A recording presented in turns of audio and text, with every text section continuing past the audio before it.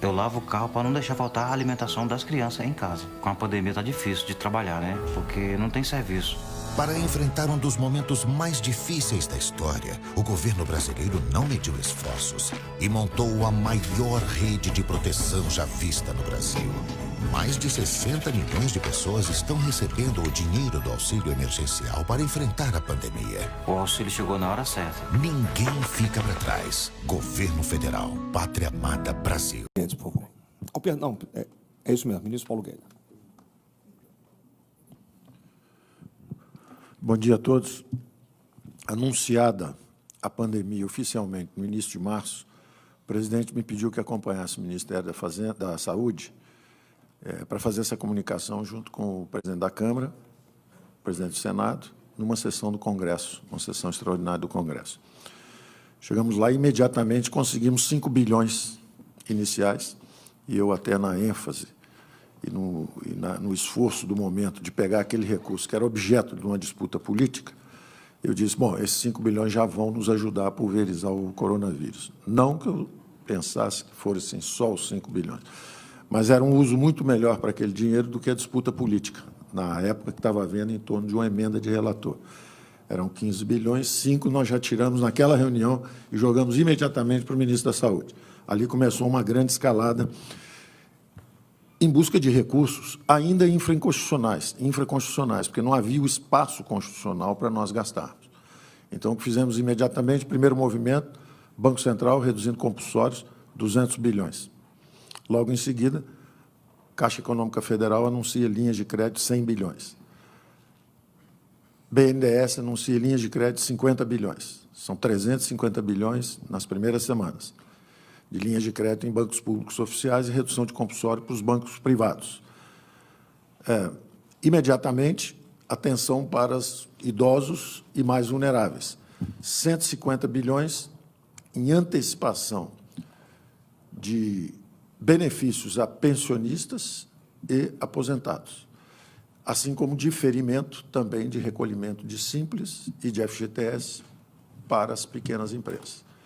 Então, imediatamente atacamos com o espaço, ainda no espaço infraconstitucional, como ajudar pequenas e médias empresas, diferindo impostos e antecipando recursos para os idosos e os mais vulneráveis. O Supremo e a Câmara, e o Congresso e o Senado, abriram, então, o espaço constitucional para os gastos. Imediatamente, o presidente lançou o Nenhum Brasileiro Fica para Trás, o auxílio emergencial. 150 bilhões exatamente para os mais frágeis brasileiros, os desassistidos, os invisíveis, os mais vulneráveis que precisariam de recursos. Se fosse para ficar em casa, como é que eles iam comer? Como é que eles iam se sustentar durante 1, 2, 3 meses?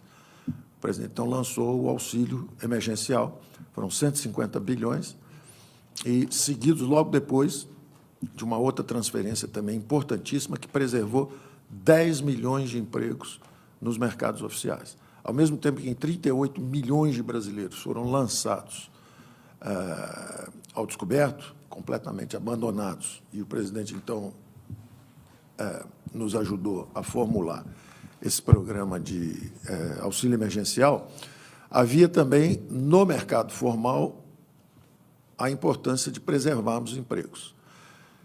Nas últimas 6, 7 semanas, nos Estados Unidos, foram destruídos 32 milhões de empregos no mercado formal e, no Brasil, foram preservados, registrados, cadastrados, a manutenção de 10 milhões de trabalhadores, graças ao programa que chamamos de BEM, os benefícios emergenciais.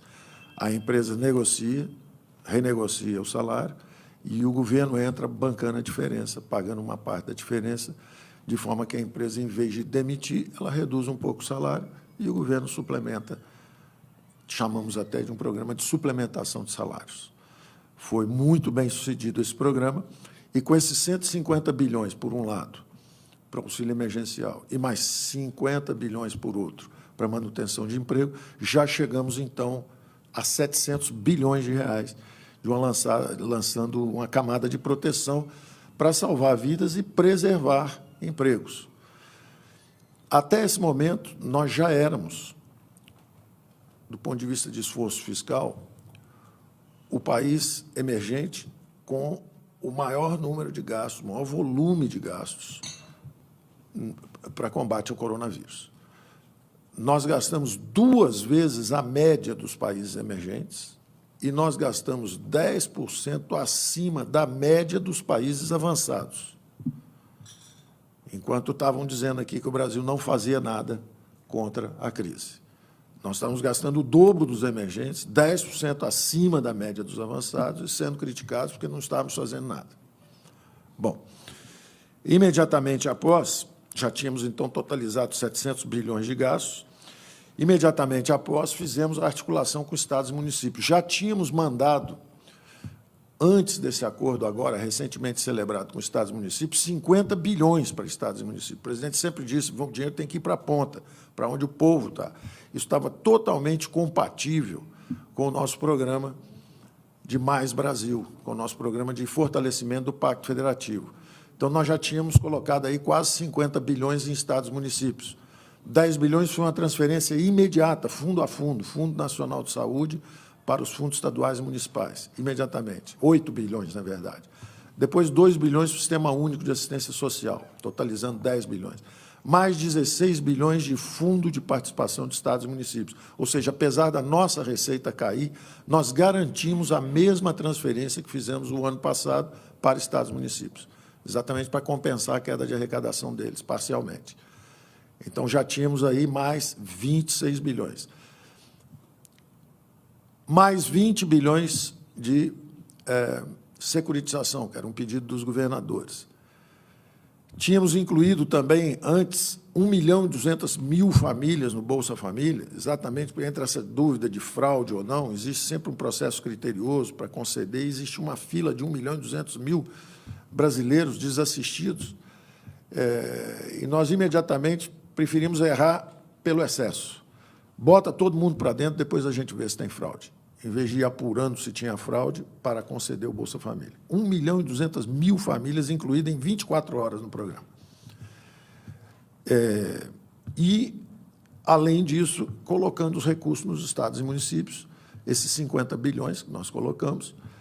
Os governadores vieram, de novo, conversar com o presidente, mesmo depois de nós já termos concedido isso, e, de novo, demos mais 60 bilhões para estados e municípios, mais a rolagem automática de dívida com bancos públicos e outras medidas, como facilitar para os municípios a renegociação de recolhimento da Previdência.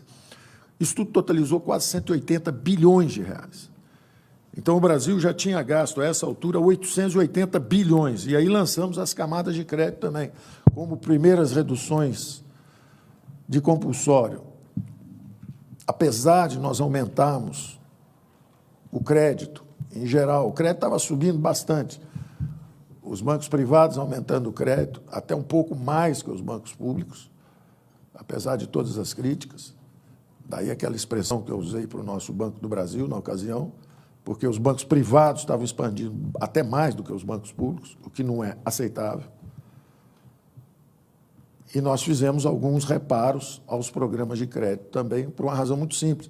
Porque, apesar de nós aumentarmos muito o crédito na economia, a verdade é que a necessidade de capital de giro, com a interrupção dos negócios e o isolamento, quadruplicou, quintuplicou. O Brasil todo estava sendo asfixiado por falta de capital de giro. Então, por mais que subisse o crédito, não era ainda o suficiente. Então, lançamos mais camadas de crédito. Essa semana mesmo vamos estar anunciando, o presidente do Banco Central vai anunciar o aperfeiçoamento de vários programas, passamos 2, 3 semanas trabalhando intensamente, e ele vai lançar novos programas, da mesma forma a Caixa Econômica, da mesma forma o BNDE e o Banco do Brasil.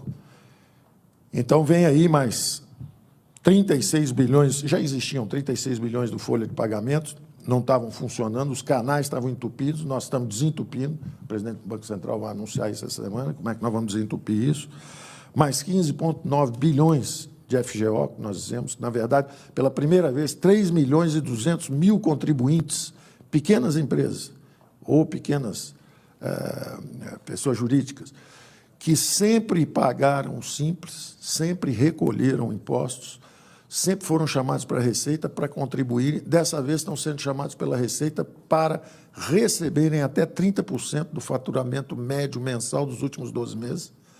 Vão tomar um susto, ser chamado pela Receita, falando assim, olha, eu tenho dinheiro para você aqui, para o seu capital de giro, para você aguentar essa crise, enquanto está todo mundo trancado em casa. Então, 3.200.000 microempresários vão ser chamados, são 15,9 bilhões para eles, também está saindo agora essa semana, mais 20 bilhões do FGI, que alavancados pelo sistema bancário, pode chegar a 100 bilhões, também para o pequeno e médio. Tudo isso em reação ao pedido da sociedade que o dinheiro não estava chegando na ponta. Se não está chegando na ponta, nós vamos empurrar mais até chegar. Então, quando você soma isso tudo, dá quase 1 trilhão, são 900 bilhões de recursos que estão aí. Naturalmente, isso pressiona os orçamentos esse ano, mas nós sabemos que o ano que vem tudo volta ao normal. Daí a importância do veto presidencial para que esse auxílio à saúde não se transforme em aumento de salários, que seriam despesas permanentes, quando, na verdade, nós temos que enfrentar agora essa crise da saúde. Então, está tudo... Isso é a síntese do nosso esforço até agora. Isso tem um documento aí de umas 40 páginas, depois vai ser distribuído para todos os senhores, também para a imprensa. Agora, o mais importante são os próximos passos, e o presidente também já determinou quais serão esses próximos passos. O presidente já lançou e comunicou isso, que por 2 meses nós vamos estender o auxílio emergencial. Nós estamos num nível de emergência total, a 600. Nós vamos começar agora uma aterrissagem com uma unificação de vários programas sociais e o lançamento de um Renda Brasil, que o presidente vai lançar, porque aprendemos também, durante toda essa crise, que havia 38 milhões de brasileiros invisíveis e que também merecem ser incluídos no mercado de trabalho. Vamos lançar um programa verde e amarelo, que o presidente, durante a campanha, já tinha dito, há regimes onde tem muitos direitos e pouquíssimos empregos. E há 40 milhões de brasileiros andando pelas ruas sem carteira assinada. Só que agora nós sabemos quem eles são. Nós digitalizamos e temos o endereço de cada um. E nós vamos formalizar esse pessoal todo, porque eles são brasileiros como todo mundo e eles eram invisíveis. Então, nós vamos estar lançando isso daqui a pouco.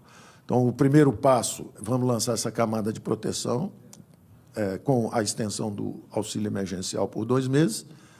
Enquanto isso, organiza-se a volta, o retorno seguro ao trabalho, dentro dos bons protocolos. Esse é um outro trabalho que a economia, durante esse período, fez também, quer dizer, junto com o Ministério da Saúde, pegando os protocolos no mundo inteiro.